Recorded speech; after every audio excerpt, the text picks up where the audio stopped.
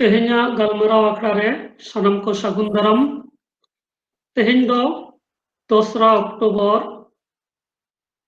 माझी रामदास टुडू रेस्कावा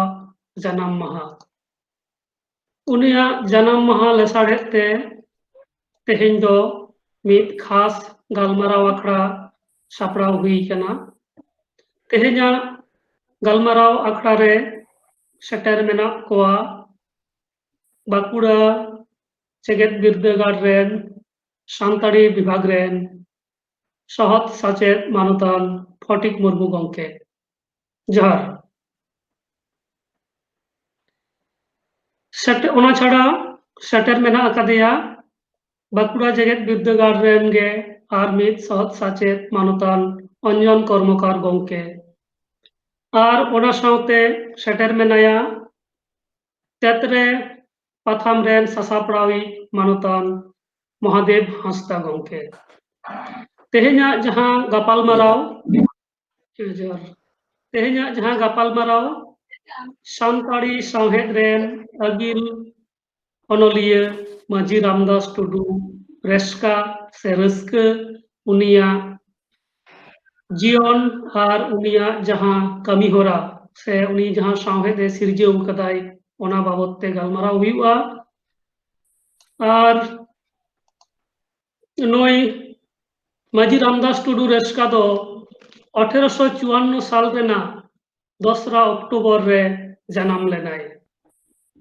अतु दो तहे कान तया कड़ुआ काटा जहां दो नितो झारखंड पोनत रेना पूर्व सिंहभूम जिला रे मेना अकादा माझी रामदास टुडू रेस्का आज बाबा दो तहे काना सीताराम टुडू आर आयु दो मंजोदरी अडी लासेर हातांगान हड़गे तहे काना माझी रामदास टुडू जहां खातिर तायम दाराम सानताड़ी सावहेद बाबते उहिर भावना कदाय सानताड़ सावता बाबते उहिर भावना कदाय आर अडी आयमा सेरमा धुरिया खंद्रन कते सानताड़ा शेरवा रेया कथा को अरिचली रेया कथा को धर्म करम रेया कथा को तुमल जावरा कते पुथी लेकाते उछन कदाय जहां पुथी रेया नुतुम दो खेरवाल वंशा धर्म पुथी नोआ दो 1894 साल रे कोलकाता रेया वेदांत प्रेस खन उछन कना नोआ पुथी रेना उछन बाबते आयमा खंद्रदिया को आयमा लेकान कथा को मेन कदा ओना बाबते हो गालमाराव हुआ आर नुई माझी रामदास टुडू रस्कावा नौकान कमी होरा खातिर डॉक्टर सुनीति कुमार चैटार्जी अडी रस्के अटकार लेदा अडी हाहाड़ा लेना ओना खातिर उनिया कुरुमुटु तेगे कोलकाता जेगेद बिरदागाड़ पाहटा खन 1951 साल रे डिलीट मन सिरपा को एम चाल कावदिया तेहेñ नौकानी मित मानतान हर सानताड़ी सावहेद रे ᱧᱩᱛᱩᱢᱟᱱ हड़ा से अगिल अनलिया जन्म माहा कना उनिया जन्म माहा रे अनलिया जांगा जापा रे गॉड जोहार चाल काते तेहेñा गालमाराव आखड़ा एहब हुयुग कना हपनबा होय जे माझी रामदास टुडू रेस्का इदी काते नौका लेकान कथा से नौका लेकान उनिया कमी कसनी को रेया कथा बोन बडाय ᱧᱟᱢᱮदा तो ओना समय रेना अक्तो ओका लेका तहेक कना जहां खातिर नौकाना मिदटेन पुथी ऑल लेदाय नोआ इदी काते नितो दो गापालमाराव बोन एहबा जोहार सानाम को गुणमाना जोहार इन चालपे कना आपे हो दुलरिये अंजन कर्मकार दुलरिये फटिक मुर्मू और बाबू आम हो श्रीपति टुडू सानाम को दुलर संदेश चालपे कना तेहेñा नोआ जहां गालमाराव बोन एहब कदा नोआ दो अडी गे दामान और जारूड़ान मिटन गालमाराव कना तेहेñ कोन आडी शर्मा लहा रेया कथा जहां दो मेना 1854 रे अक्टोबर दसार माहा माझी रामदास टुडू जानाम असल ᱧᱩᱛᱩᱢ दो रामदास टुडू आदो आतुरेन माझी ताहे कनाय तायम ते दो पारगाना होई लेना दामपाड़ा रेन तार उनको तो टुडी को दो रुसिका हड़ ओना लेकाते हो ओनते दो रुस्क कथा दो को मेना रेस्का जेलका जोतो दो जेते परब दो पाराब महल दो महाल ओना लेकाते ओना रेस्का कथा दो तो ओना बिदल दो बन बाडाया ओपरा हड़ दो अडी कम गे को ताहे कना रामदास तेको तो इनके चास तो ताहे कान ताकोआ आको पुन बहिया मिटेन मिसरा एंटर होनो सांगे गिद्रे होई कते हो आज बाबा सीताराम टुडू उनी दो स्कूल ते कुल लेदेया और ओना बिदल रिया नरसिंहगढ़ स्कूल खन एमी मिडिल इंग्लिश हाबी ए पढ़ाला आदा पासे का आरहोय पढ़ाव के गे मेनखा बाबाई गुरेना और मारांग दादा होते ते घरंज रे जतो आंगी भरा जे गो केदा आ नुकाते ढेर आदा पढ़ाव बांग हुइलेन तया आदा ओना बिदल रे समाज रे कथा मेन लेखान दो उन दो जमीदारी जुग ब्रिटिश जुग राज रापाज दिसम को चलावा और बाकी दो जो कामी जोंग हड़ उनका स्कूल को हो बांग ताहे कना तो नुई रामदास दो इने ओलो ए सेना लेते धाड़ राज माने धलभूम को राज स्टेट रेन टेन देवाने होई लेना राजा खजाना को उदया और ओथासा रे हिसाब को दोहे तहना नोते कामी तो नोआ मिटेन पाटा रेंगे ओरेज हड़ दो हांडे हांडे हसा कामी बाहरे कामी नोआ को दाणाना और एटा जखन को एने रे रिस्के जोंगा इनेगे हानते मिशनरी को कामी दो उड़ीसा रे मयूरभंज नोआ करे और मेन लेखान दो मेदिनीपुर भीमपुर बाकुड़ा रे सारेंगा नोआ करे कामी दो ना एहब गड कना जे आकवा धर्म ते को इदियत कोआ नोंका मिटेन अक्तो तो नुई रामदास तो नेल केदा जे संताड़ी तेया हड़ हपना एनेज को सेरें को कुदुम को कहानी को सानाम नोआ कदो आद इदिक कना ओलो पढ़ा हड़ बांग होतेते कोई हो बाको ऑल दहो कदा आया मने होइना नोआ कदो ऑल दहो और छापा सदर लगती मेना कदा नोंका कते नोआ को जेता दामान दुरीफ आरिचाली को बोंगा बुरु चटियर बापला भांडार नोआ कथा को लेक्चर नेमाचार को सदो उन साब दोया तो ना बिदल दो आज गोड़वाय लेकान हड़ को दो बांग को ताहे कना ओनाते उनी दो ओड़ा दुर से घरंज रे दाया माया बागी कते ओडोंग लेनाय आतु आतु मेनखान नोआ दिसम हाना दिसम और उनकान गुरु कोठेन उनका रुसिका कोठेन सेन काते आ नोआ को तुमल आडी हारखेत सासे तालाते आडी टाका पैसा खरच काते नोआ को तुमल दा जेत लगिते जेता नवा दामान दुरीब साब दोहे लगिते नोका गे एहब लाय एखान समाज रे दो उनी गोड़वाय लेकान उनकान दशा से परिस्थिति दो उन दो बांग ताहे कना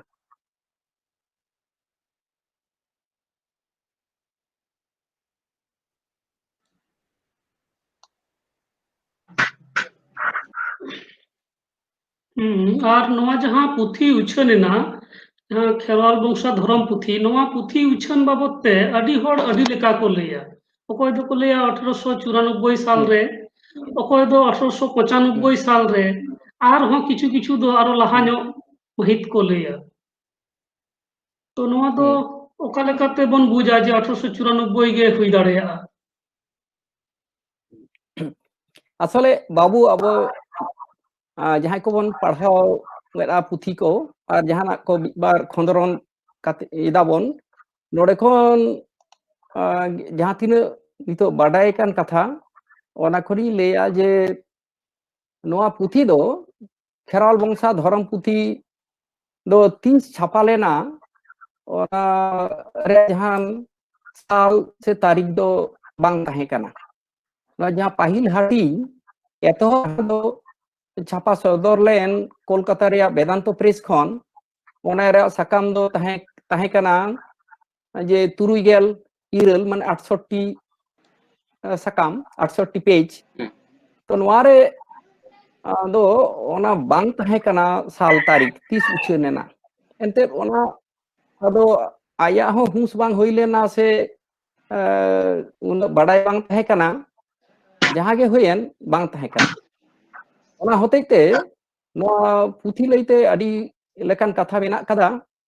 je aboren Profesor KC Tudu Onoria Thakur Prasad Murmu नुकुआ मेनते दो ओना द 1882 रे ओना पुथी दो छापा सदर लेना असले ठाकुर प्रसाद मुर्मू दो ओना समय घाटसिलिया हाई स्कूल रेन पठुई तहां कना साथे डोमान हंसदा और उनकिन गे नुई माझी रामदास टुडू दो धलभूम राज स्टेट रे इदी कते सुनीति कुमार चटर्जी सावकिन उपरुम लेदेया आदो उनी दो मेट ते ओनाते ठाकुर प्रसाद नेल लेदेया एनहो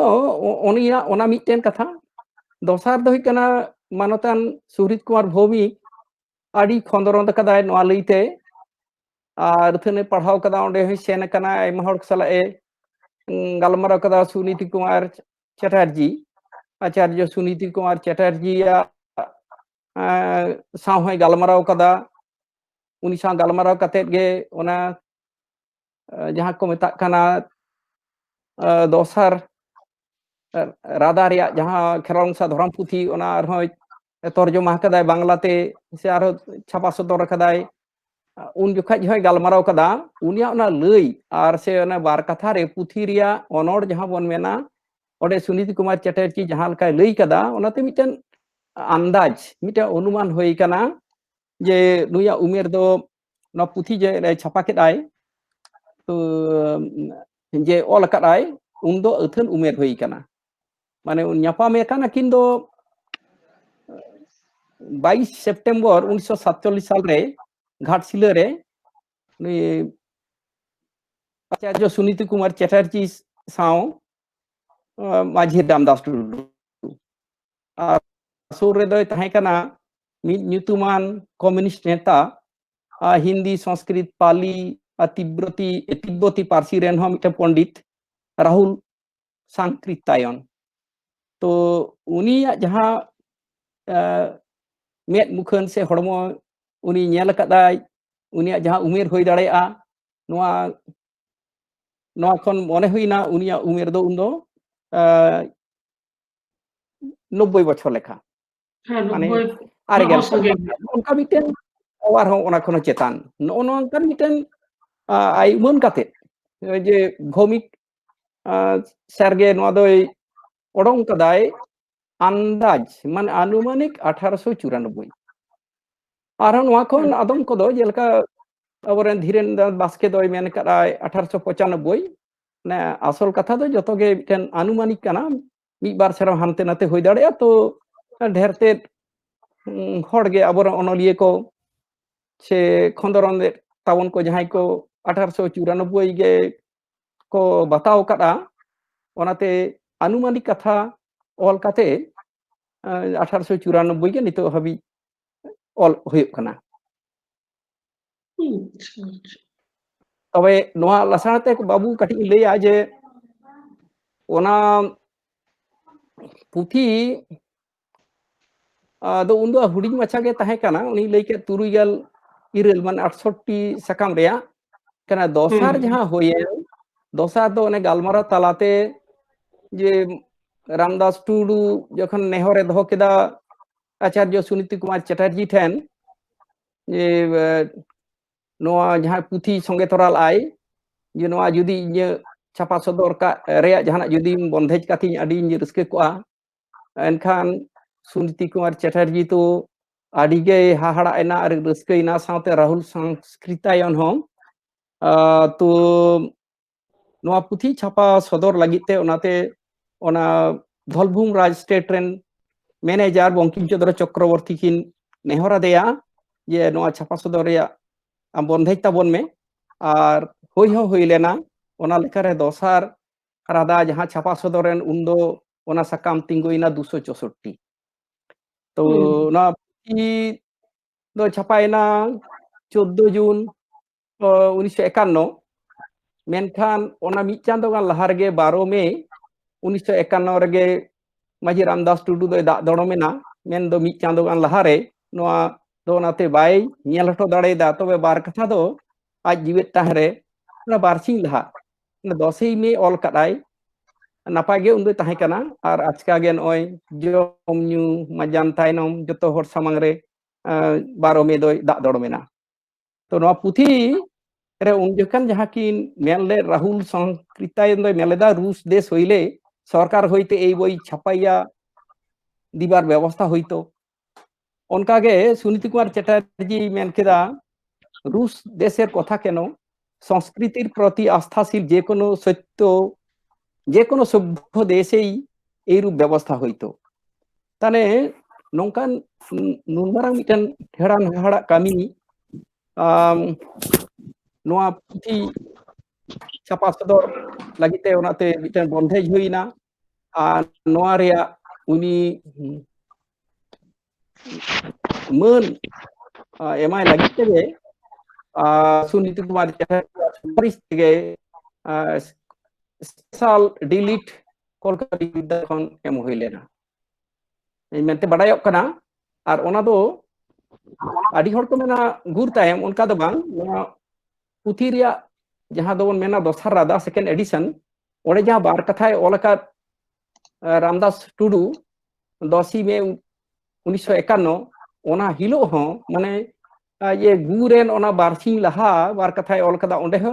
आया न्यूतुम सोरे डिलीट कथाय ओल कदा तो ओनाते मने हुआ ओने ओनाटा जहां उर रे छापा मेना ओना पुथी रे नो कथा ओल मेना नि तेहे냐 कथा रे दो बां कथा नो दो लेदा दोसर रादा रे कना नोडे जहां चित्र नेलक कना हां दोसर रादा रे जहां अरदास हां जहां अरदास से दो का दिसोम हर लागिते जे नो जे पुथी सदर केदा नो जे पुथी सदर केदा ओडे आजतेगे नोंकान कथा ओल्ला जे रामदास टुडू मेनदाय चांदो बोंगा बोंगा बुरु धरती और मानवी सिरजन खेरवाल जाति बिरोध रेन रे माड़े हापराम को रे कथा धरम लेक्चर एमान तेया ऑल काते उछन रेया उड़ू आड़ी दिन खन मने जीवी रे उठुड कान तहेना तो ना बार कथा दो नोका कते नोआ दो उनी कथा दो आंजम कते जतो को कुची एंते नो पुथी उछन रेया बंधेज होई लेना और नोआ साथे गाडी लई तोरा गानोआ जे पुथी उछनेना मेनखान ओना अडी कम समय भितरीते ओना किछु दिन भितरी तेगे मैनेजर बंकिम चंद्र चक्रवर्ती हय दिसम केदा माने बंगायनाय खान ना पुथी दो उनकालका बांग पासनाव लेना तो निये को कथा गे नित हबी नोडे बडायो खाना नोआ पुथी उछन बखरा ते दो अच्छा और फटिक बाबू होय जे नोकरा मेटन पुथी उछन एदाय ओना समय रेना अक्तो का लेका ताहे चला मिद मा इंग्रेज शासन चलत कना आबार नोते मिशनरी को भारत दिसम रे को हेज कना उनको आकवा धर्म को पासनाव एदा ओना साव सावते आबार हिंदू को हो आकवा धर्म को पासनाव एदा तो नोंकान अवस्था रे ओका लेकान उयर बाबनाते नो पुथी नुई माजी रामदास टुडू रे स्काई ऑल किदा उनिया ऑल रे ओका लेकान छाप को नेल जामक कना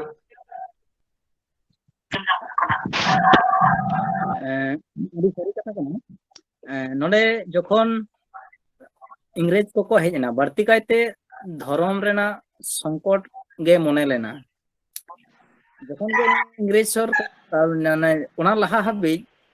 जतो खन मारंग कथा दो होयो कना ओलोग पढ़ाव रे संताड़ को बाको ताहे कना ऑल खन दो थुती गे सोरेसा मेनते को मने ले ताहे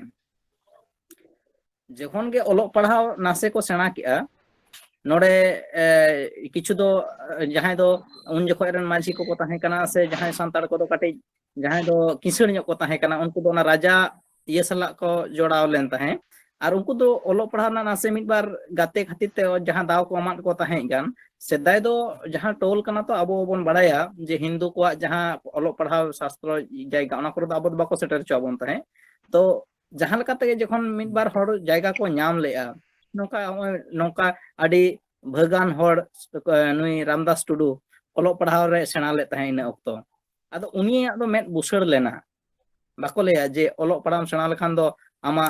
medha marsaloa bhitir medha jaha marsaloa to ona lekate marsal lena ar uni do one ja ol khon ge thuti mane puthi khon ge thuti do soresa ona khon do uni aya jaha jaha noa dorson se aya jaha sariyat onai aru led taya mane poriborton le ay noa khatir tege je uni mone le ay je banga noa ko do ad idik kana jaha ge thuti re tahen kana ona ko do ad idik kana tale ona do puthi lekate judi ol kate do hor samar uduk ganoa mane uni do noa tetet ko jaha hor samar uduk lagit te do ona jaha dolil leka noa ge jothate mone lea ona metang dosar ar mitang do inya mone do noa kana se un lena bastop somaj palen nongka ge tahe kana je dhorom songkot re ko nyurhalna dhorom rena anat metang ako then settle len tahe kana oka leka ona do je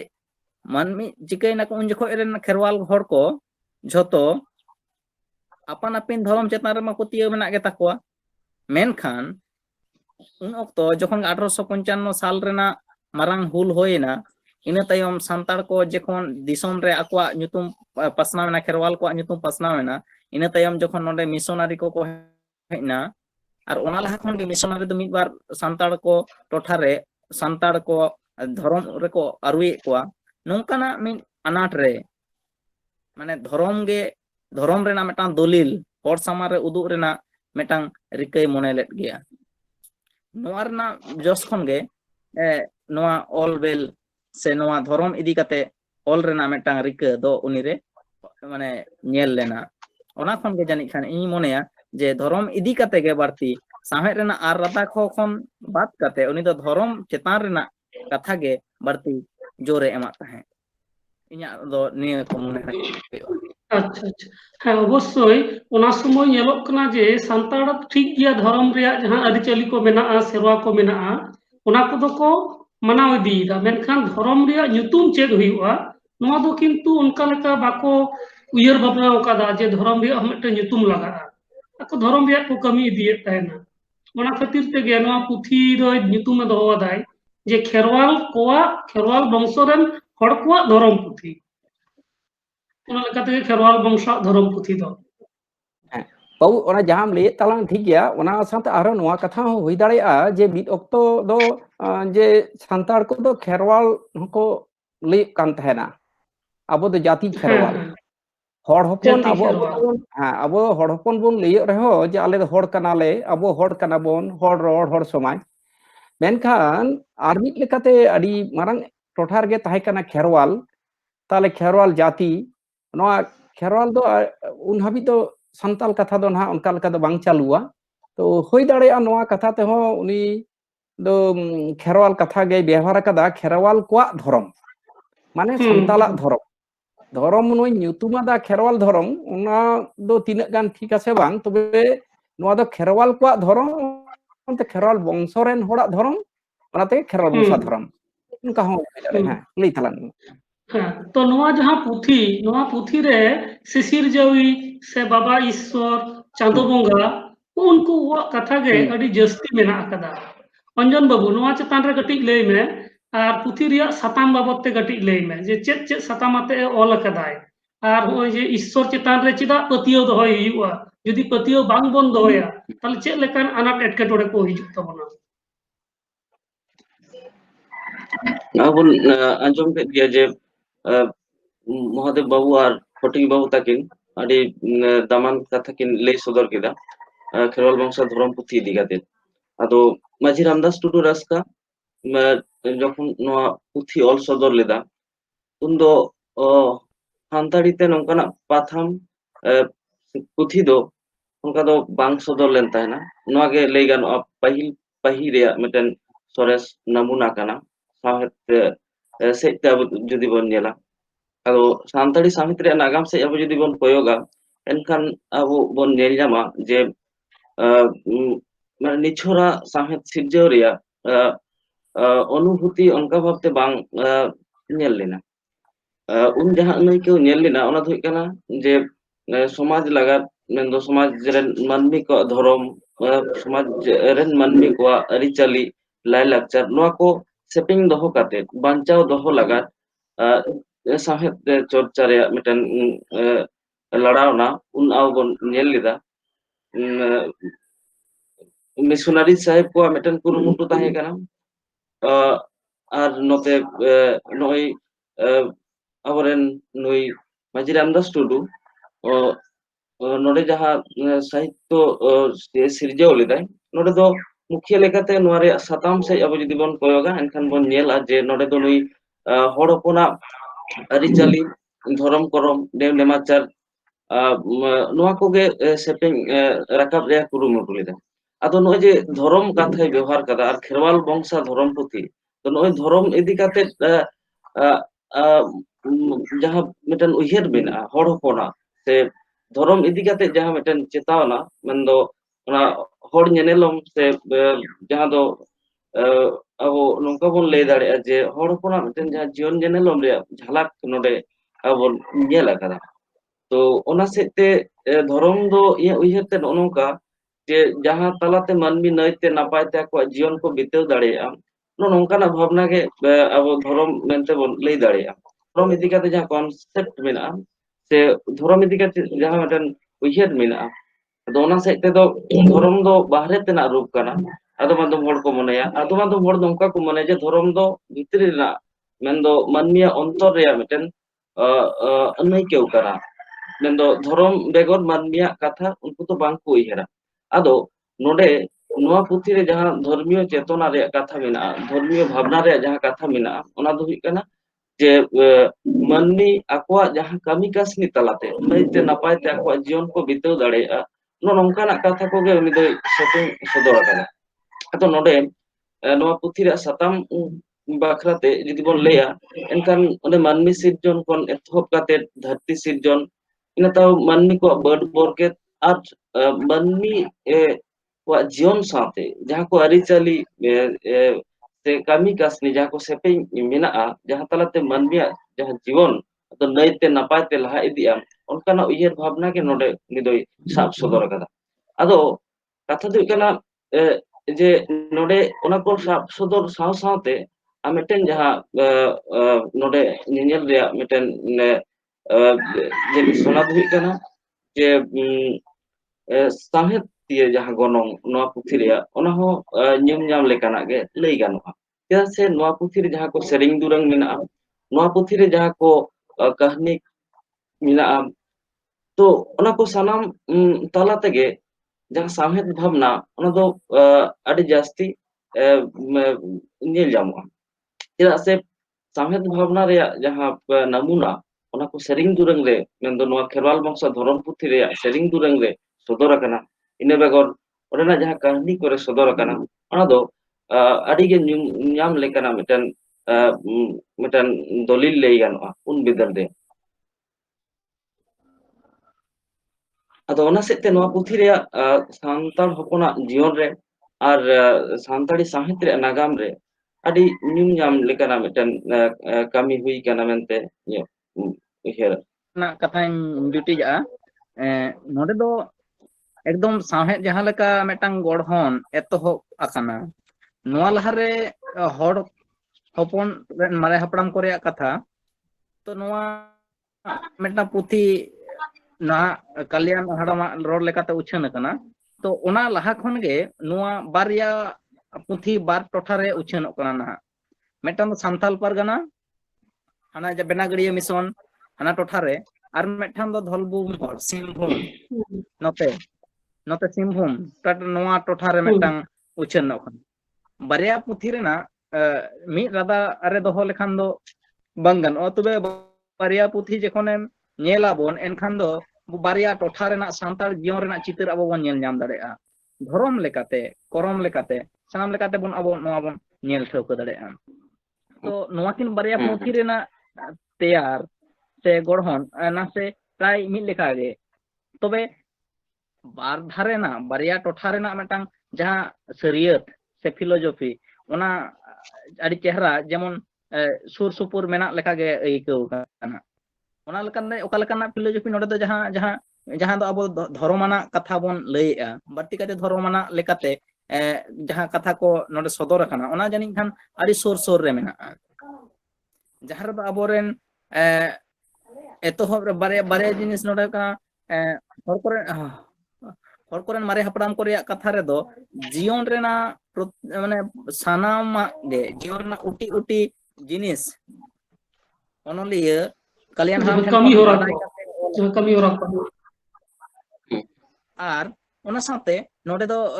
Kherwal বংশ ধরম পুথি রে দো অনলিয়ে ধরম ইদি কাতে গে বাড়তি চর্চা রেনা মেটাং রিকে ধরম মানে মানমিয়া যাহা পতিয়েও মানমিয়া উইহের ভাবনা মানমি মানে নেতো মানে খেরওয়াল হপন কোয়া যাহা তাহেন রেনা যাহা লাক্তিয়ান জিনিস সে উনকুয়া মানে নাগাম মানে নয় যে মানে যাহা আবো বন লেদা ᱪᱮᱫ ᱵᱚᱱ ᱞᱟᱹᱭᱟ ᱢᱟᱱᱮ ᱯᱟᱹᱛᱭᱟᱹᱣ ᱱᱟᱜᱟᱢ ᱡᱟᱦᱟᱸ ᱫᱚᱵᱚᱱ ᱞᱟᱹᱭ ᱫᱟᱲᱮᱭᱟᱜᱼᱟ ᱡᱟᱦᱟᱸ ᱫᱚ ᱟᱫᱷᱟᱛᱢᱤᱠ ᱠᱟᱛᱷᱟ ᱠᱚ ᱞᱟᱹᱭᱮᱜᱼᱟ ᱵᱟᱝᱞᱟᱛᱮ ᱛᱚ ᱦᱚᱸᱜᱼᱚ ᱱᱚᱣᱟ ᱫᱤᱠ ᱱᱚᱰᱮ ᱫᱚ ᱵᱟᱹᱲᱛᱤ ᱠᱟᱭᱛᱮ ᱥᱟᱵ ᱨᱟᱠᱟᱵ ᱠᱟᱹᱴᱤᱡ ᱤᱧ ᱛᱚᱸᱜᱮᱭᱟ ᱵᱟᱵᱩ ᱠᱟᱹᱴᱤᱡ ᱤᱧ ᱡᱩᱴᱤᱭᱟ ᱟᱵᱚᱨᱮᱱ ᱵᱟᱵᱩ ᱚᱧᱡᱚᱱ ᱡᱟᱦᱟᱸ ᱠᱟᱛᱷᱟᱭ ᱞᱟᱹᱭ ᱠᱮᱫ ᱛᱟᱵᱚᱱ ᱡᱮ ᱱᱚᱣᱟ ᱯᱩᱛᱷᱤ धर्म रे कथा धर्म मेनते तो मिटे पतियौ ओनरे पतियौ ओना कथा लिस का तबन ओना रे से जुटिजा अडी सारी कथा आसो मितो हुई कना गोटा धरती रे ढेरते होड़ा गे न तो पतियौ जे मिटेन शिशिर जे मेनते मिटे कोय तो मेनाया उनी गे नोआ धुरी धरती नोआ सनाम तैयार कदाय उनी गे जतो जीव जियली मानमी होय तैयार कत कोय तो नोआ भावना दियो अनहा को मेना जे नो जे जीवी तो ओकाते चला तो मेना जे हुई हासा हड़मो नोआ हड़मो तो ना हासा रे मेना मेनखान जीवी दो होय रे मेना ओना जीवी दो आरहो जुड़वा पुनर्जन्म के भारतीय के हेते रहे और अकोय दो ना किछु मेना काट को जे बांग ले बाको जहां गुर अदो चाबायना अदो बाय रुड़वा नो जे जीवन उनी शिशिर चेतान रहो जदि बन नेला नो जाफे जीवन न्यूम को के जे खेरवाल बंसा धर्म पुथी रे नोडे द शिशिर गई दो मान हई कना चांदो बोंगा बाबा ईश्वर खेरवाल हांडे जहां मेना हड़ कोरेन मारे हटाम को रेया कथा ओंडे दो ना ठाकुर आबा नोर सुरदिन जहां बोन नेला हितल पंडित रघुर ओंडे दो हई कना धर्म दो लासना हेत गे धर्म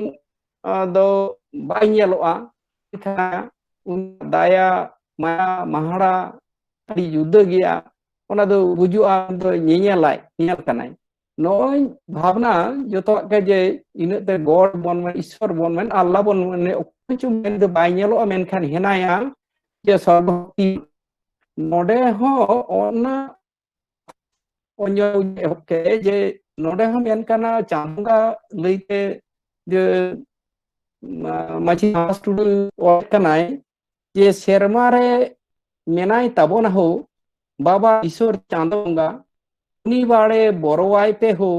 उनी बाड़े लाजावाई पे उनी बाड़े पतियोवाई पे हो उनी दो मेनाय ताबोना हो दा भित्री दा तारे हो बानुगिया मेनते दो हो आलोसे पे मेन ताबोना हो न्यूत रे हो मेनाय गिया नेल कान गियाय हो नोआ कथा दो पतियो पे हो नोआ कथा दो छाया पे नोय इने कथा ये चांदो भगवान से जहां सर्वशक्तिमान उनी दो से ईश्वर मेनदा मेनाया मिटन मारांग दाड़े मेना ओना दो होय रे दा रे जहां रे मेना ओंडे गे मेनाया जहां मिटन ठाव रे ओड़ भितरी रे उनका बानु दिया जे मिटन दो दो नोआ मिटन भावना मेना नोडे सावते बाबा ईश्वर आरका ओकोय हो बोले बड़ाया आम दो ओकारे ए चांदो बोंगा बाबा ईश्वर आमगे लड़ी बाबा ईश्वर आमगे आयावी तीनो पांच कथा गोटा धारती रे मानवी को जहाँ मेमेन तेया अंतया कथा दो निये कान गया और आखिर धर्म का थोन निंदाड़ेया बाबा ईश्वर बात करते हों आयो बाबा ये जीवित बोंगा यदि बोन मेना नोर कटिज मेनेदा जे आबोन ओड़ा रे इंगा अपा जानम बाबा जानम आयो उनकिन बाड़े पतियो आकिन पे हो उनकिन रे जीवी रे मौज तो आयो बाबा मेट समारेन बोंगा नौका उथन कथा आरो धर्म रे कथा नौका ना रे जे सारी कथा रोड में एड़े कथा आलम रोड़ा बांखान आमा बाड़ी हुआ होड़ दाया हको में आलम हिस्के कोआ आलम हिरके हकुआ होड़ हा आलम कुमड़ोया अपन मा नोआ को तो धरम मानमिया नोआ को के धरम नोआ के धरम गोटा जाति रे नियम के तो धरम जे दाया है मानवी दाया है में जीवे प्रेम करे जे जम से ईश्वर तो नै दो दाया उदु में आलम हिरके हकुआ रोग के घृणा करो रुगी के घृणा करियो ना माने दो एंडे गे हिजु उना कथा को नोडे मेना और कहानी रे उदु कना जहां दो बाड़ी ए कामी केदाय आदो बामा उनी दो पाप नाम केदे बाड़ी होइना जहां सुख भुंजेवे तहनाय मेनखान उनी बाड़ी ए कामी केदा ओना होते ते उनी दो पाप होइना उनी दो बाड़ी होयन तया नोआ कथा रे आइमा ठेन नोआ कथा मेना जे बेस और बाड़ी जे जे धर्म और अधर्म रे कथा को जो ठेन आइमा ठेन नोआ मिदा ओना लेकाते हो पासी खान दो धर्म पुथी कथा दो यूम कदा एकेन बोंगा बुरु सुमुंग कथा दो बांग कना बेसा और बाड़िया कथा नोडे लई सदर कदा जहां दो बेसा जहां दो मोजा जहां दो सरिया ओना के तो धर्म बा को मेना जे मोजा बेसा सी वम सुंदरम जहां दो मोजा जहां दो सोरेसा जहां दो सारिया ओना के धर्म नी जुटी अदा कटी और नोआ जहां खेरवाल वंश धर्म पुथी नोआ रे जदि साताम बोन नेला जे चेत सातामे ऑल कदाय नोडे तो ओना रे बोन नेला जे जहां का तो गलमराव हुईना जे नोआ रे चेत मानमिया गुण को ताहे दरकार दाया दुलर पतियो ओना को रिया कथा मेना अकदा ओना छाड़ा काते नोडे मेना अकदा हास हसली चेड़ेया कथा जहां कुना मानमी को सिरजन कना से नो धरती सिरजन कना ओना रिया कथा हो ऑल कदा बाबा ईश्वर दाया तेगे मानमी को सिरजन कना और जेत भोर मानमी दो बाबा ईश्वर देवा से बाबा हुआ नौकना कथा को मेना अकदा ओना परे पिलचू हड़ाम पिलचू बुढ़िया कथा मेना अकदा जेत परिस हटिंग रिया कथा मेना पिलचू हड़ाम पिलचू बुढ़ी रन गिद्रे को ओका लेका जेत परिस को हटिंगात केना ओना रिया कथा मेना अकदा ओना साउते मुर्मू परिस रेन जहाय हड़ मेना कोआ उनकुआ जन्म कथा इकाते होय ऑल कदा मुरुम एंगा हपन कोन ओका लेका गाते मानवी को जन्मेना ओना रिया कथा हो मेना अकदा कर्म धर्म से बिनती रिया कथा मेना अकदा जमसिम बिनती रिया कथा हो मेना अकदा तो एटा जहां जमसिम बिनती नेलोआ एटा जहां गुरु को ऑल कदा साधुराम चांद मुर्मू से को जहां बिनती को ऑल कदा जमसिम बिनती ओना खुना नोडेना बिनती दो ओका लेका नेल जामो फरक को मेना आसे बांग नोडे जहां साब रकाब कदा जमसिम बिनती बाबू इंगलई हाँ पटी बाबू लेदा हाँ अच्छा इन ताले नासेना इना आरोना जो हड़ मन रोड़ा जो तो बिन मेन लेखान दो कथा तो बीत गया जेलका जे हड़ कोरेन मारे हपड़ाम कोरे कथा दो लई कना पाहिल दो बांग ताहे कना खाली दा और दा गे ताहे कना और दा चेतान रे फोटो ताहे कना और साथे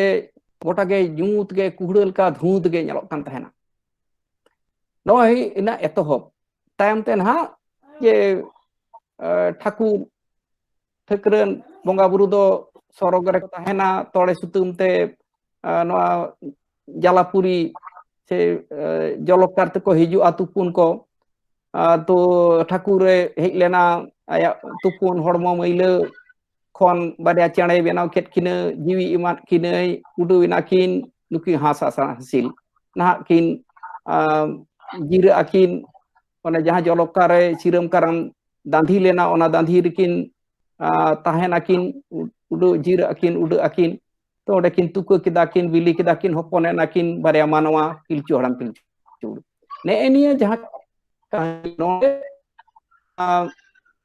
jaha bone ja kheral bangsa dhorom pudir ho ora ti sirjon khon manmi sikon node do mit gya ar jodi on nyala je onma legode jomsimin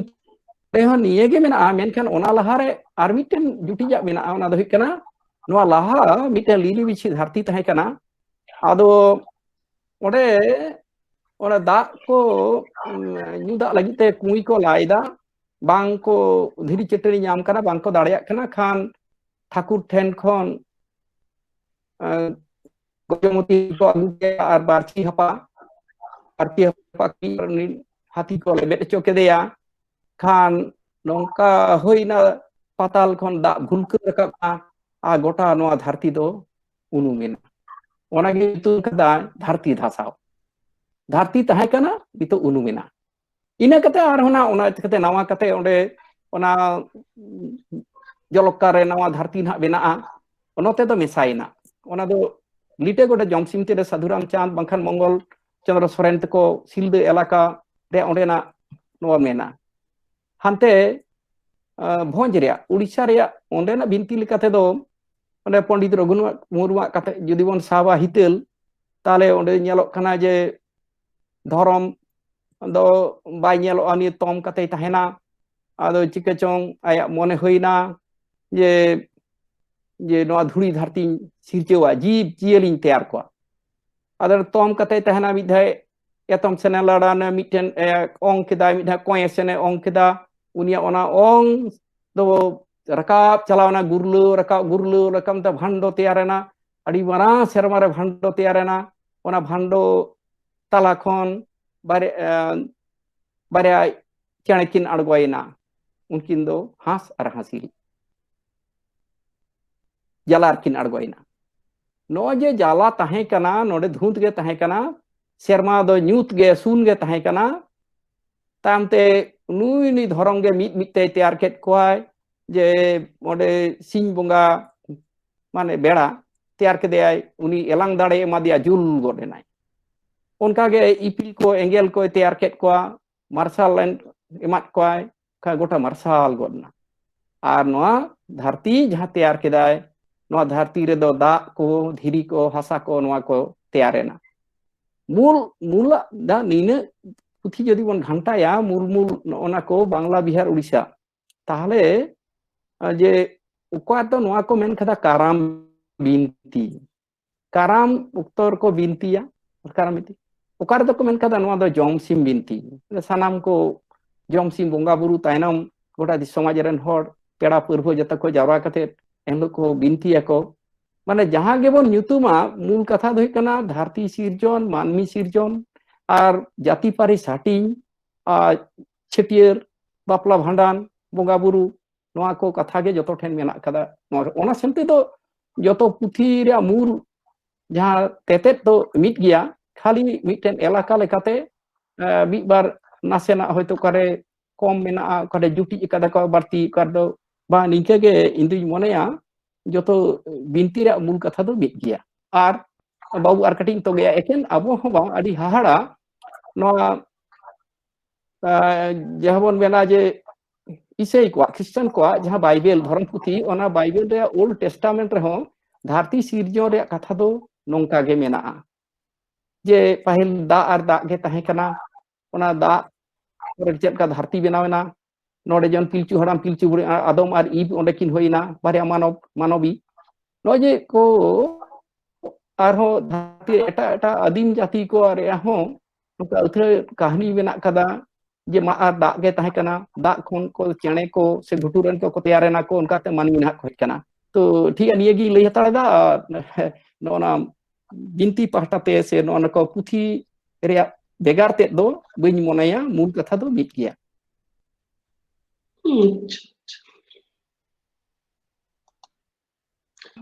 আর নটা ধরম পুঁথি রে পুঁথি রেনাᱜ ইদি কাতে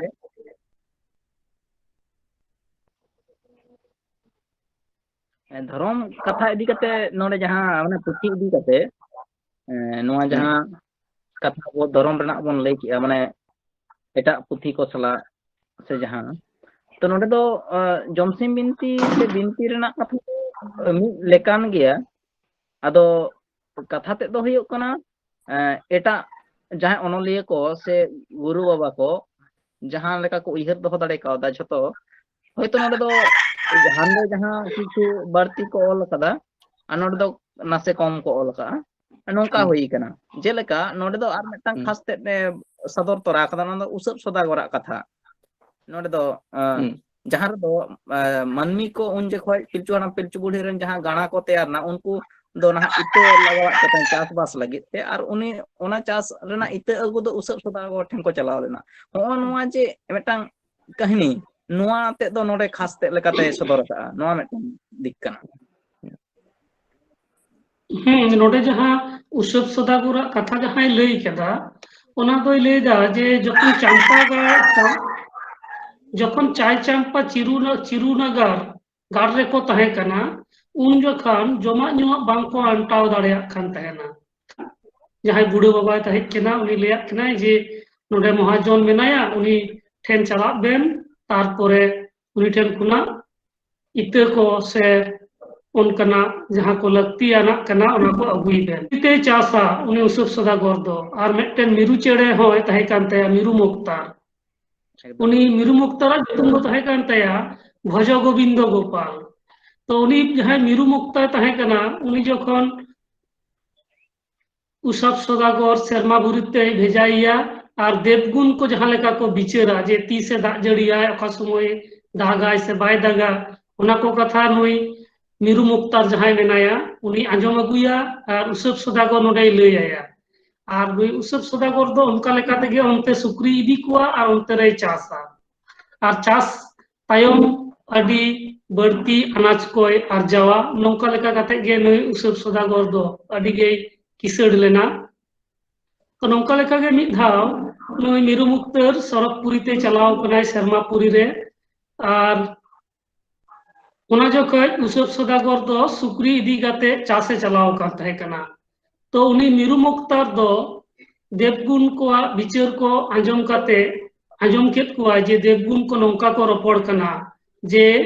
नेस जहां को चास कादा उना को जदी माक काते सेंगेल को धरावा और उना सेंगेल धराव लेखान गे जहां धुआ उना धुआ दो सरकपुरी ते सेटल लेन खान गे सरकपुरी खन सारक चेड़े को आड़गोना और उनको ओंडे को इज लेखान गे उना को हर जावरा काते डिड़मी रे दोहो लेखान गे उना को तो सामान अमुआ तो नौका लेखाना कथा जखन नुई मिरु मुक्तारे आंजम किदाय सरकपुरी रेन देव देवालोक को ठेन उनी मिरु मुक्तार दो उना को कथा आंजम काते रुवाड़ हेज इनाय रुवाड़ हेज काते उसब सदागर बाय नाम लदेया ओड़ा रे चेदा से उनी दो चासे चलाव कना उनाते नुई मिरु मुक्तार दो चिका किदाय ओंडे जहां तिना एक चास ताहे कना उना को हड़ लगाव काते उना को जतोय मा हचोकेत कुआ मा काते गुती को लगाव काते मा हचोकेत कुआ खरई रे जावरा किदा और सेंगेले धरावादा तो सेंगेले धरावा खान गे उना दो लो एहोबिना मी निंदे लो कना और उना रना धुआ दो सरकपुरी ते चला कना खान गे सरकपुरी खन को सारुक चेड़े धुआ न्यू को आड़गोयना आड़गो काते नोडे जखन को इज किदा उन खान गे उना को खबर जारवा काते झोतो डिड़मी रे हरुप से पटम हचोकेत कुआय नौका लेका काते बाकी को जहां को मेना कुआ उनको तो चेत हवा को बुझ दाड़िया कना चेत चिकक कना तो बारपे माहा तायम खान गे उसब सदागर रुवाड़ हेज नाय आर कुली केत कुआ गुती को जे चेदा नौका पे मा आकादा नोआ अंक दो ओकाय मा अचोकेत पेयाय उन रे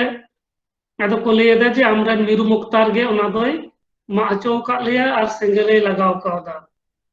ᱱᱚᱝᱠᱟ ᱞᱮᱠᱟ ᱠᱟᱛᱮ ᱚᱱᱟ ᱟᱸᱠ ᱫᱚ 12 ᱥᱤᱧ 12 ᱧᱤᱫᱟᱹ ᱞᱚᱭᱮᱱᱟ उन जोखा सरक खन सारुक चेड़े धुआं ᱧᱩ को आड़गो लेना उनको को इज लेद दो उना को झोतो हर जावा हचो केत कुआ डिड़मी ते पटम हचो केत कुआ और नौका लेका जखने कमी कदा तो नु उसब सदागर दो अडी गे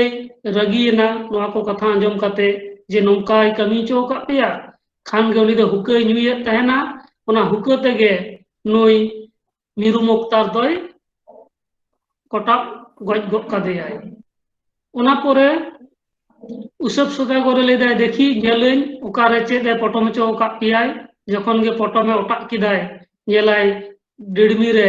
झतो समानम जावराव कना आर ओड़ा पेरेज मार्सालेना आर उन दो नुई उसब सदागर अडिगे मंदु केनाय राग रागते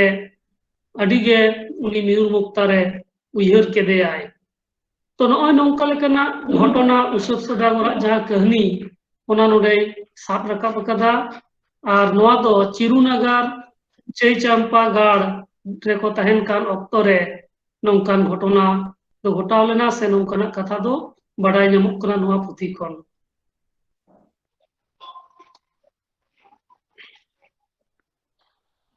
ᱚᱱᱟ ᱥᱟᱶ ᱥᱟᱶᱛᱮ ᱱᱚᱰᱮ ᱠᱟᱨᱟᱢ ᱵᱤᱱᱛᱤ ᱨᱮᱭᱟᱜ ᱠᱟᱛᱷᱟ ᱦᱚᱸ ᱟᱹᱰᱤ ᱢᱚᱡᱮ ᱥᱟᱵ ᱨᱟᱠᱟᱵ ᱟᱠᱟᱫᱟᱭ तो अपन बा नोआ काराम बिनती इदी कते ओका लेकन सादेश को एम कदा काराम बिनती कथा दो मेन लेखान दो अडी मारांग बुजुआ मिमिटेन टोठारेन हर काराम बिनती बेनते तो को बुझा धरती सिरजन मानमी सिरजन जाति पारी साटिन नय बन मेनखेत दो जानाम छेटियर बापला गुजु हाबि गोटा गे को मेता काराम बिनती जहां दो अब संताल परगना हाबि आसाम नेपाल हाबि मेनखान अब नोडे दो काराम बिनती दो काराम बोंगा ऑक्तो काराम गोसाया बोंगा बुरु जोखे जहां बन बिनतिया ओना मेन लेखान दो कारमु और धारमु कथा हिजुआ बार बया बाबा दो बानुया आयो मेनाया अडिगे रेंगेज हर तो नोडे दो उदु काना जे चाय नगर चंपा नगर चिरु नगर नोआ करे उनकिन रेंगेज गिद्रे कारमु और धारमु दकिन कोय कोय तकिन असुलुआ तो निधा नि धारमु दो अड़ी लांगाय बुझ केते टाटी झारी नई सुर रे मिटेन दारे बुटे रे गिति जिरेवना खान कुकुमुते काराम गोसाई मेता दिया जे बाबू आम दो काराम गोसाई सेवाये एंडेखान आपे रेंगेज राबांग सनाम चाबा आदो ताक दो मिदिन चिका जो मिटेन गई नाम केदेया उन दो ओड़ा ते आगु केदेया उनी गई खन आरो मिहु को होइदा आरो मिहु को होइदिना संगेना को ओड़ा रे तोआ दाहे होइना नौका नौकाते उनको तो को किसण उतरेना ताक दो चिका चो मिदिन उनी गई ठेन गे धर्मु आयो दो रो गज हचोयनाय खान धर्मु दो दुखते गई जतने बागी किदा नोजे बागी किदाय ना तो बड़ी कमी होइना एना जतो ठेंगे धर्म रे कथा रामदास उदुक का तबोना जे उनी आया कामी जहां तहे कना गई जतन ओना बागी केदाय खान रेंगेज को एहबेना तो काराम गोसाई दो बोंगा हाय कान तहेन गे अदो टांडी रे सेन काते जे काराम डेर बीट काते उनी बोंगा बुरु हयाय आर उनका सकाम से अतना सकाम रे गे मिटेन तुमद बेनाव काते नोका रु अचुरा राजमय एनेजा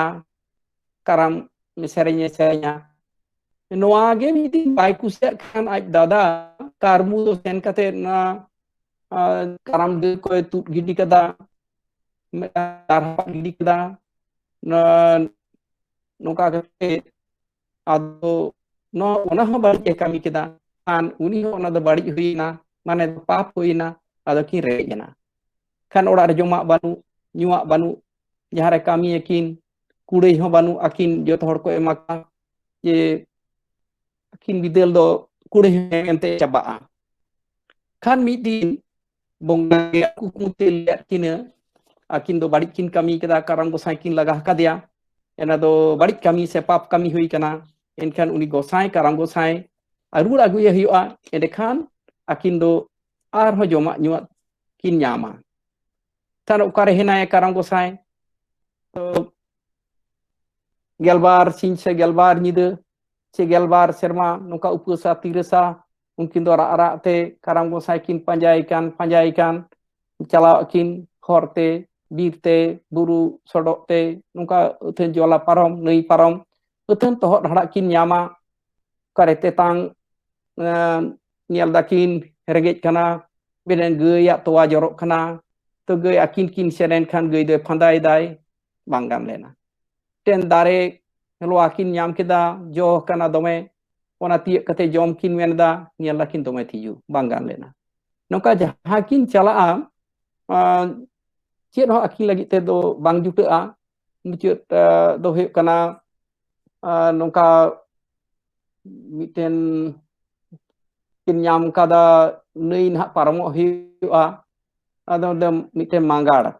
makan tayam jahage cape kana ni cahap kadai na mucut kathai lida uthen nongka nak kin yel idida ado uni do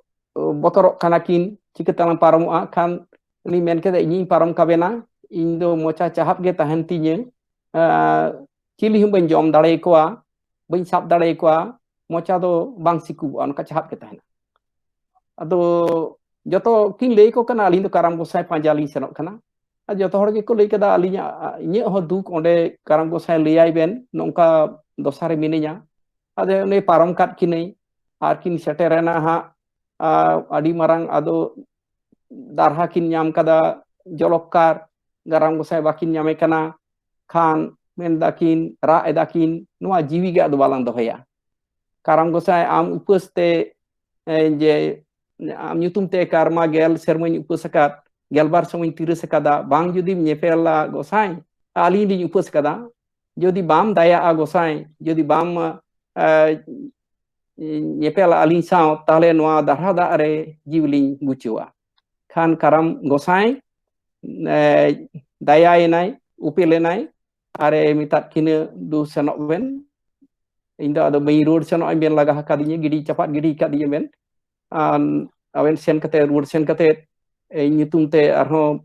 bonga burui ben aben erengit anak sanamak caba kan jahai ko katha horkin ajong le duk riak katha ona kin leya dekhan yoto kin menda ठीक gya sen kate unku ko lei ko ben chet ke barik ko kami kada onai liat kine bain jela nyeda ar unka ko kami khan lekhan ge joto unku ho dukan coba takwa an joto ge ko nuwa ko emat kine jaha ko joma tahe kana jaka dagli ko tahe kana ko ti akhir ki seteren do adigan jinis te ki ruadena ar joto hor kin liat ko ar bunga buru karam gosai bunga buru ko ehop keda ko noy huina je karam bunga ria adi khato ti lei keda no kahani no puthi re nongka lekai sodor kada aben maji Ramdas Tudu Reska karam gosai ite jaha babu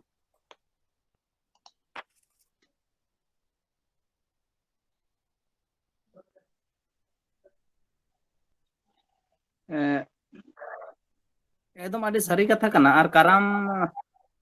दो नुना सौत बोंगा कना से सौत जिनिस कना ओना कथा नोडे आदि पुस्तकते साब रकाब कदाय माने उन खन गे जे बोंगा बुरु दो ओका लकना जिनिस कना आरो बाड़ती काते काराम बोंगा दो ओका तिना उपस्थिरस करे ताहे योआ जहां कर्मु धर्मुआ उनकिना ये तलाते होय कहानी तलाते होय साब रकाब कदा जे काराम गोसाया थुम ᱧᱟᱢ लागित ते दो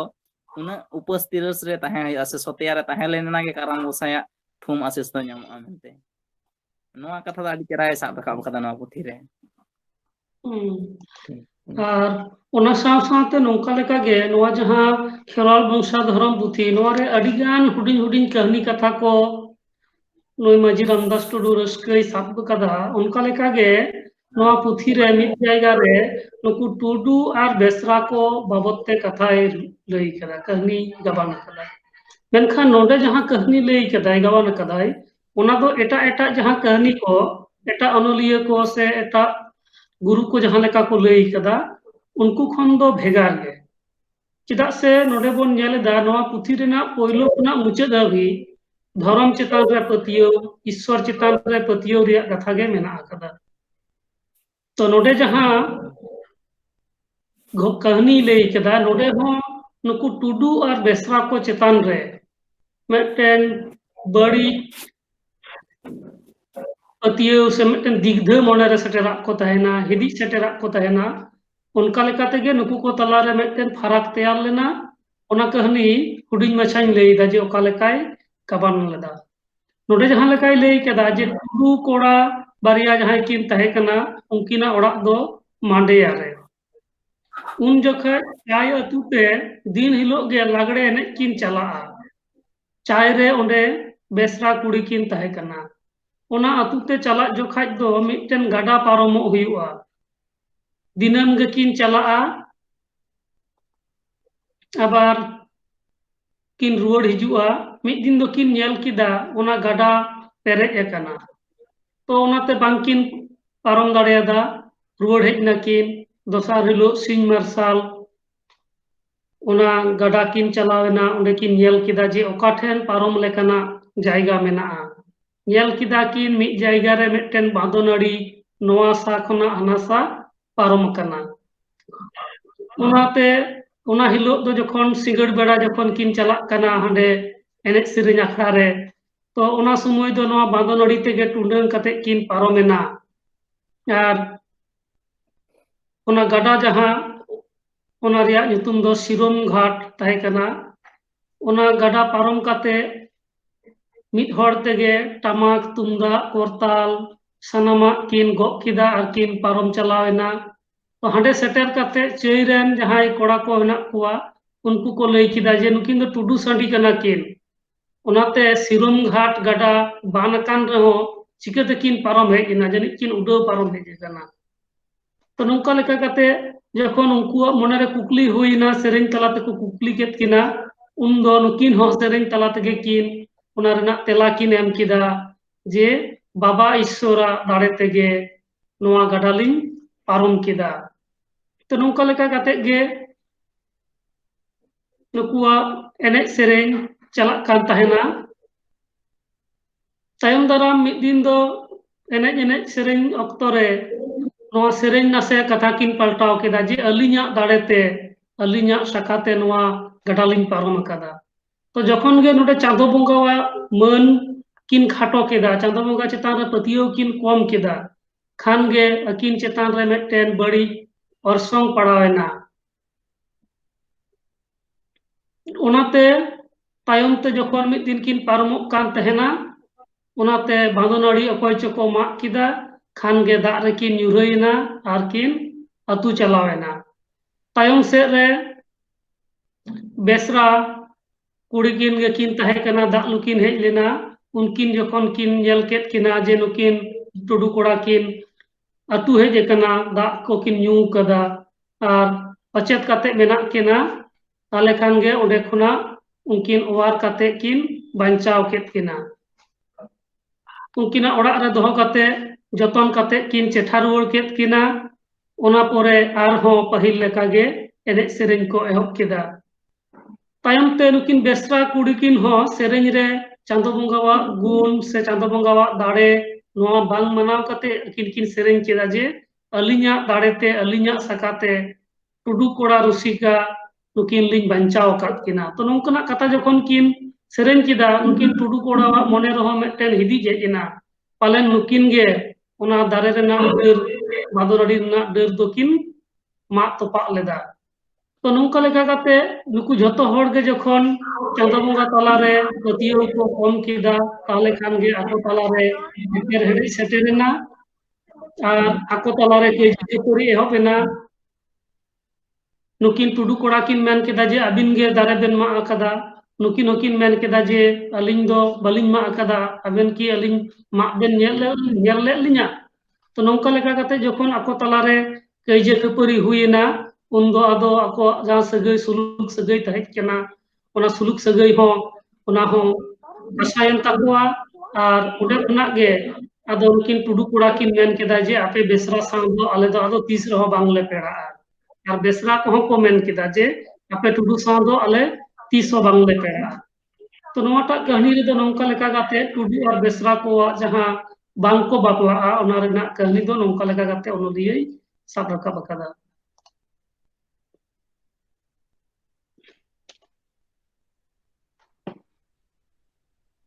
हपन बा ओना छाड़ा काते नोडेना आर ओका लेकाना सेरवा कोरेना कथा को बेना अकादा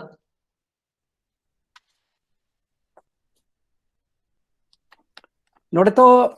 बाबू अड़ी लेकान कथा के मेना जे ये जहां बन मेनेदा होड़ हपना सेरें बिनती कहानी कुदुम मा मेना गे छटियर बापला भांडा रे आरिचाली बोंगा बुरु और परब परबास रे कथा को तुमखी तलाश कते ओलकाना इने दो कथाते इने दो सेरें ते नोका लई दी कना और गुरु को कथा नोडे जन कामरू गुरु कथा मेना अथन बोंगा भूत जहां तो मेना जजम बोंगा उनी दो लई कदा जजम बोंगा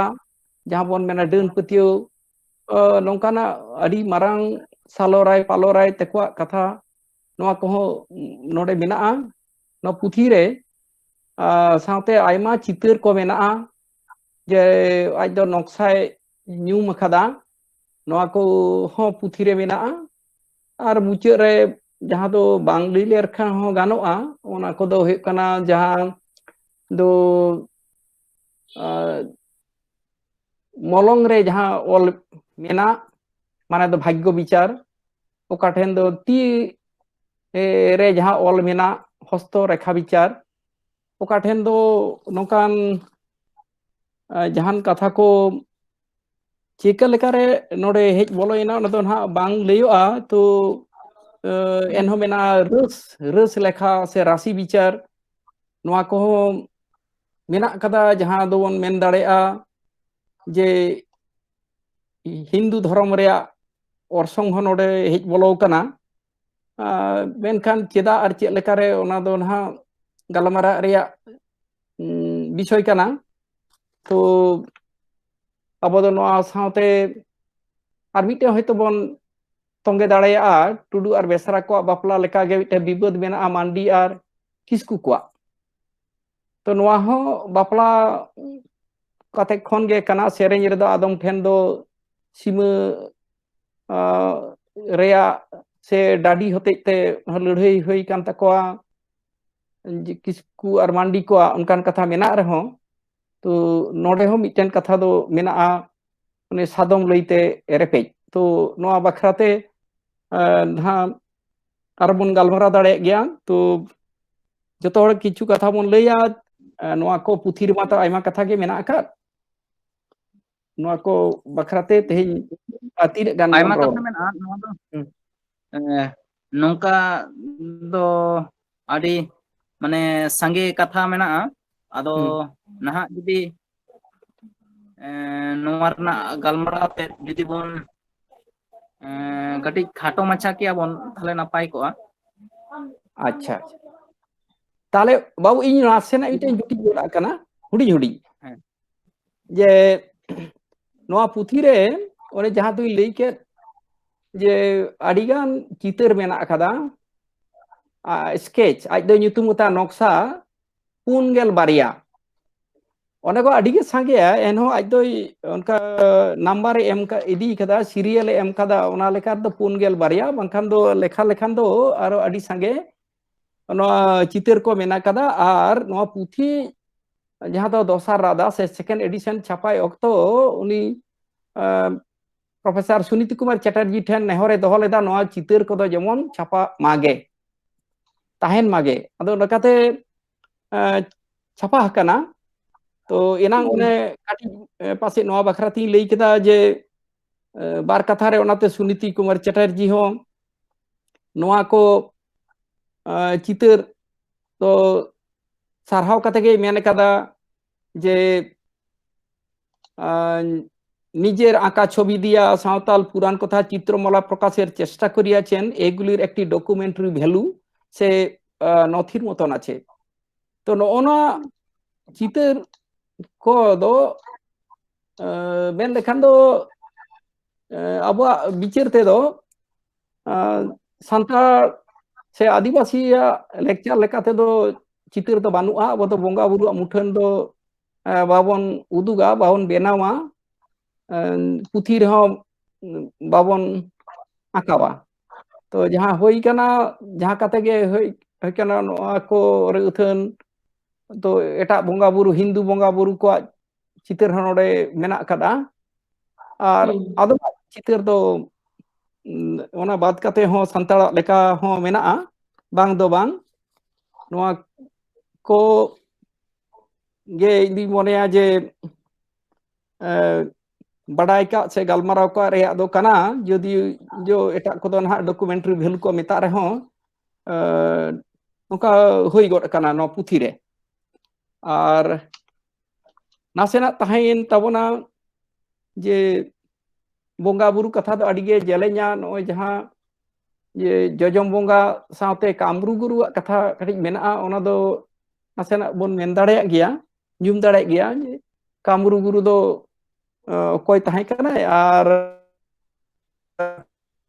bangkhan arho chet ko jokhe kamru guru do bon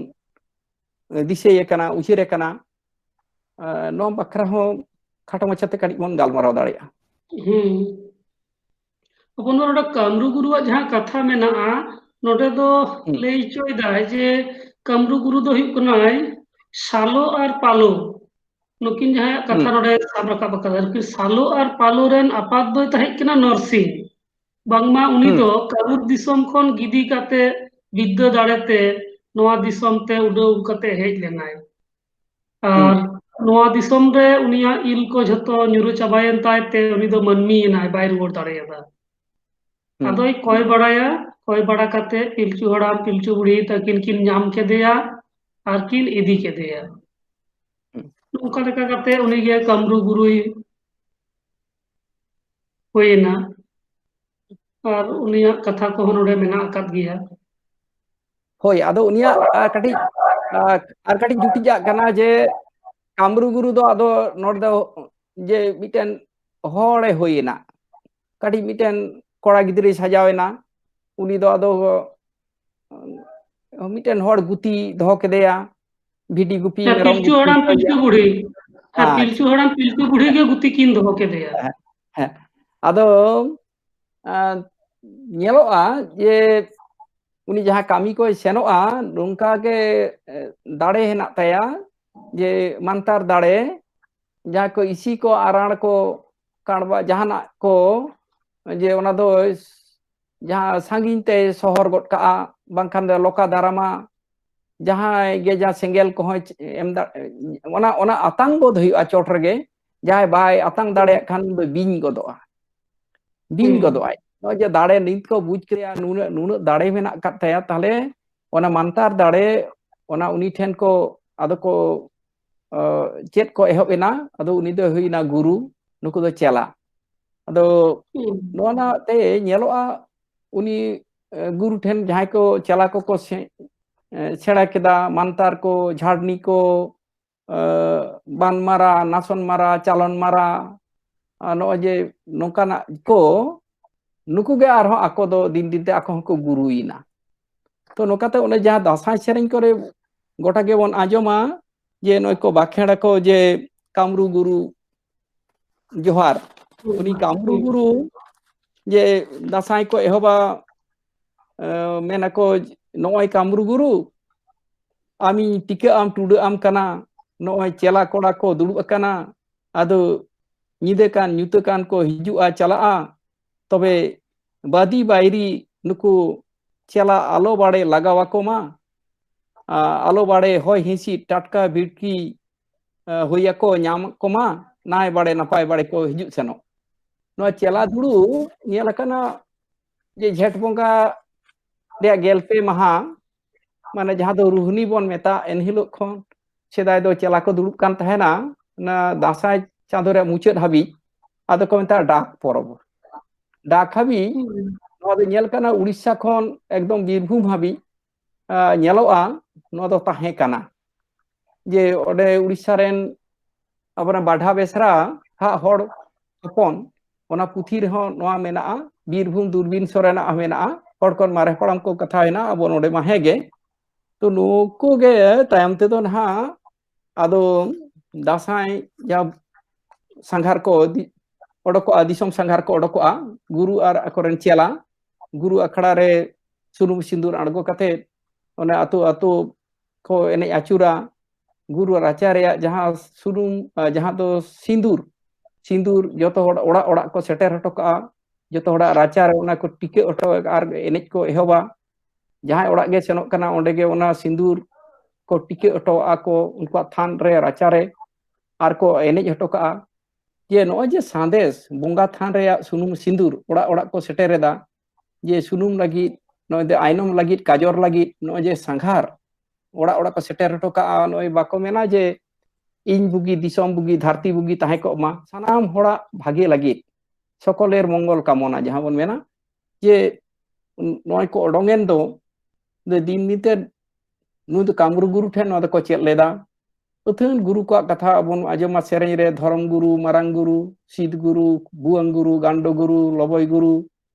Sido गुरु राड़ो गुरु रोहड़ा गुरु चेमें गुरु सगत गुरु नोका गेलबार से गेल तुरुई तिने तिने गुरु को तो नुको ठेन खन जहां नीत को मानतार को रू हासो रे जहां को रान को मुर्गन को चेदा को तो चेदा को और ओनागे सेरें रे मानतार रे नीत मेना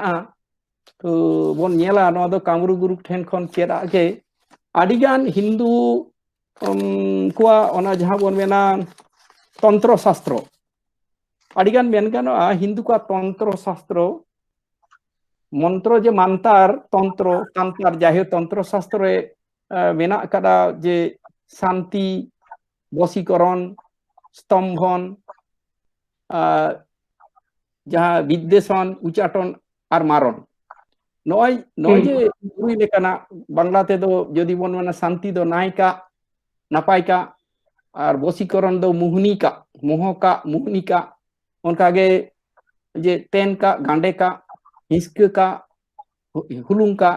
टाटका का भिड़की का गोज का गुर का नजे नोआ दो जदि नेला जे जतो लेकाना सेरें रे ढेर कायते दासाय रे सेरें रे नो मंतार से तांतार मेना कदा और गुरु को चला को ओना को ओणहे को सेरें को उतन रान रे कथा उतन मंतार रे कथा गुरु चला मित गुरु चला को आर मित गुरु चला को ओना को एपेम चपाला ᱧᱩᱛᱩᱢ लेका दो को एपेसेट को मेना मेनखान दो खपुरी हाबि दो बांग हुआ तायम ते को उनको दो गुरु गुरु को उनको सामगे का को जे आर को जोहार जोंगा को तो जे लेका नासन इलेया बिटेन जगह जतो हर बन बड़ाया जे एपेसेट सेरें जोखान ओना जहां को मानतार को लेकाना गे को सेरेंया बानमारा को जेमन गुण मेना ताम खान मार्गे चलाव में पाथरी मेना ताम खान मार्गे नेदिंग में गुनेम सामड़ाव तीन खान मार्गे तिंगुन में पाथरीम दाराम तीन खान मार्गे हिजु में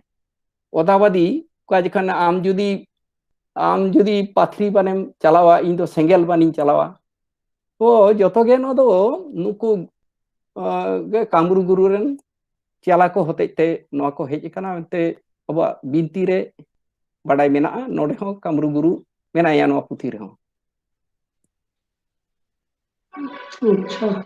उनबा तेहेnya जहां बन गलमराव किदा जे माजी रामदास टुडुआ जन्म माहा लेसाड़ते